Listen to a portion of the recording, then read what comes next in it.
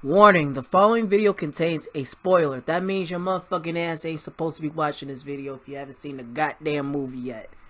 So if anything, all that shit is graphical. All that shit is gonna be some ill shit.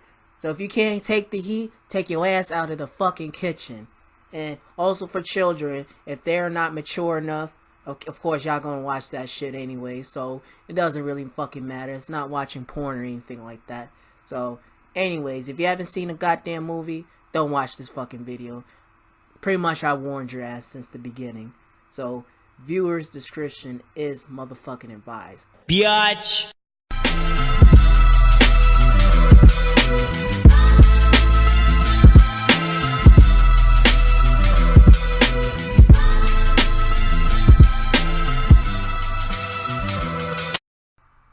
Yo, what's good, everybody? It's your boy SBS coming to you with another movie review, another Marvel hitter.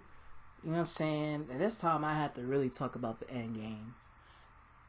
And I feel like Avengers Endgame had to be a well done, well made, and well developed movie. So the reason why I say this is because of the fact that I took the liberty to watch the early release, and I've never got a chance to pretty much do the video after 2 days. So I had to go ahead and voice my opinion based on this fucking movie. Now, before I even get to the movie, I wanted to say that, again, it's a spoiler. And if you have not watched my warning video, y'all should know. But first and foremost, I have to say that when I got to the movie theater with me and my friend Rizzo the Unknown, shout out to him. Me and him were at the movie theater, and it was a stampede full of motherfuckers at the movie theater. And luckily, I had purchased my ticket online. That way, I don't have to be in line just to watch a fucking movie. So that's the smartest thing to do, is if you're going to watch an early release movie, and it's a really big movie, order the tickets online. I mean, order the tickets regardless. So, me personally, I had liked the fact that in this movie, Avengers was well put because of the fact that I had a lot of expectations about this movie, and it pretty much was met. So, I like the fact that this movie had focus on Iron Man and the other heroes who weren't vanished since the last movie. It has some funny moments and whatnot. And also some heartbreaking, sad moments too. It's really heartbreaking. For example, let me start from the beginning. Where, Iron Man, which is Tony Stark's, was in the ship. And, he was gasping for his last air. Before he died, he wanted just to record his a video from his Iron Man helmet, and trying to see if somebody can watch his video if he ever died, which apparently he didn't, because Captain Marvel pretty much saved his ass. And it seemed like, they was discussing about how the mission was failed and how every hero was failed. Of course, if you haven't seen the Infinite Wars, y'all pretty much know what I'm talking about. So, back to Endgames. Anyways, I thought that, all of a sudden 5 years later, humanity was really fucked up. And some of the heroes were doing their own thing, and they had their own path of being miserable and upset. And it was funny how Thor pretty much let himself go and was drinking a lot of booze, eating, pizza, and he looked like a fucking hippie, a stoner hippie alcoholic type guy. But fast forward, it was funny how they caught up with Thanos and basically try to, defeat him and cut his arm and his head off, and pretty much he told the truth that, you know, there's nothing you can do because them stones are done. So those infinite stones are just like Dragon Balls. Once you know, use it up, or whatever your will is, them stones will be everywhere, you know, and it's not useful anymore. So hypothetically speaking, though, is that, you know, I would have thought that they would have took the time to see Thanos, and you know, of course, they was rushing to kill him. I mean, everybody was, but I really thought like, what the fuck is this over? And it's supposed to be a 3 hour movie, and it's like it's over. What? Like, that can't be too good to be true. So, fast forward, you know, they. What I do say is that, you know, once they went to the actual battle, and or whatever, and also they actually took the time to go back in the past. Pretty much the time travel thanks to Ant-Man's idea, and also he just came back from the quantum realm. So, you know, he was stuck there for a while, you know, because of the Ant-Man movie. If you haven't seen the end, you know, he was stuck on the quantum realm. And what I can really say, what I liked about this movie per se, is that it had great action, great story writing. They gave us what we really want, and also things that we never really expect from that movie. What I can say was my favorite part of the movie was the fact that Thor was being weird, funny, alcoholic with the beer belly. And what was really shocking the most was when Iron Man, well, not Iron Man, when Captain America really could pick up Thor's axe. The hammer. He carried the axe later on, but he carried the hammer. And I forgot that Captain America could do that. I mean, he was worthy enough to wield that hammer. And nobody, you know, already know about Thor. Nobody cannot pick up that fucking hammer except Thor. But the way how he was trying to use that towards Thanos, that shit was crazy. You know, and you know, and also they got the heroes back. Got Spider-Man, Black Panther, and Doctor Strange, and the list goes on.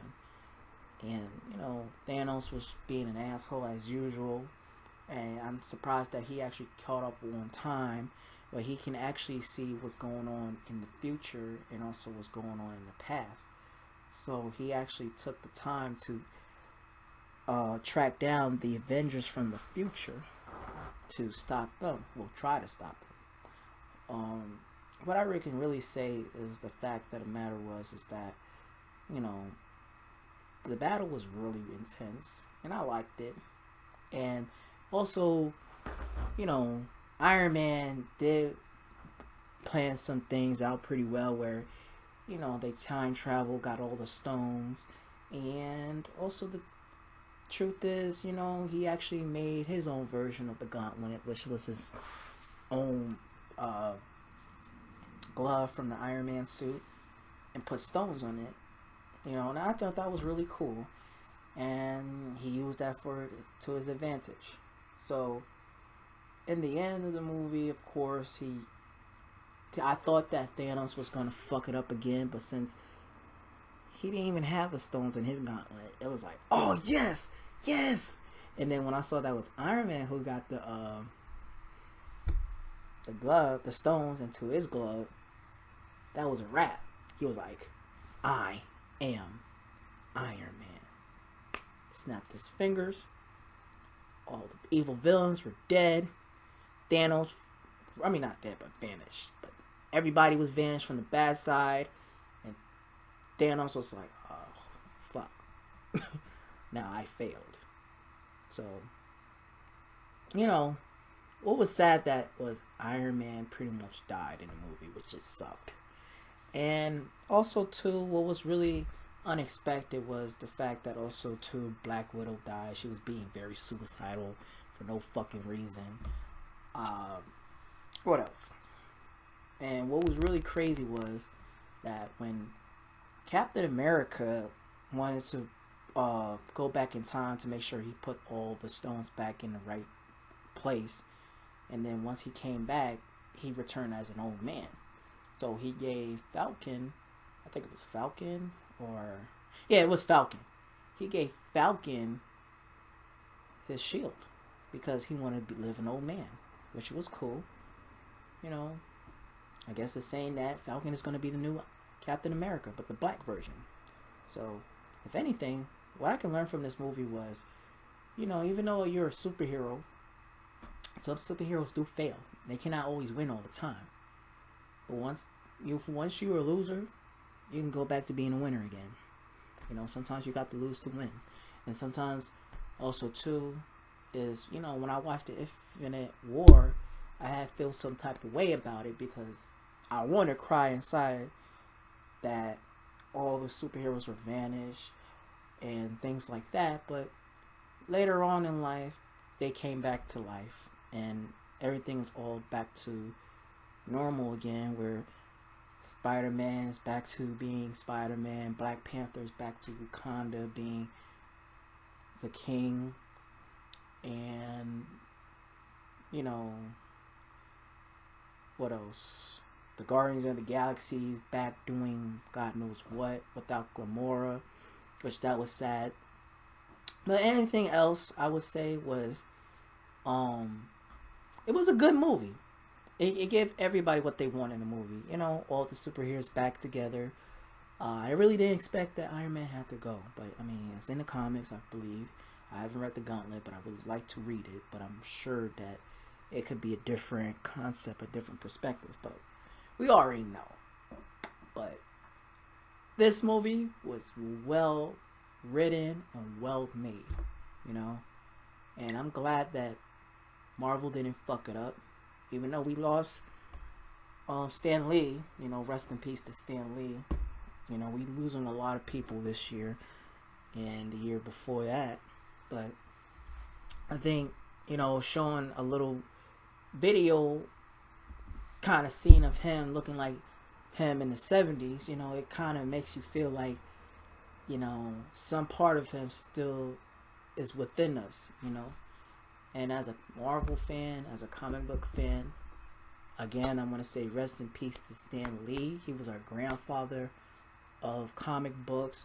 You know, I thank him for giving us our childhood and giving us nothing but great nostalgia of reading comic books, watching cartoons, and things like that.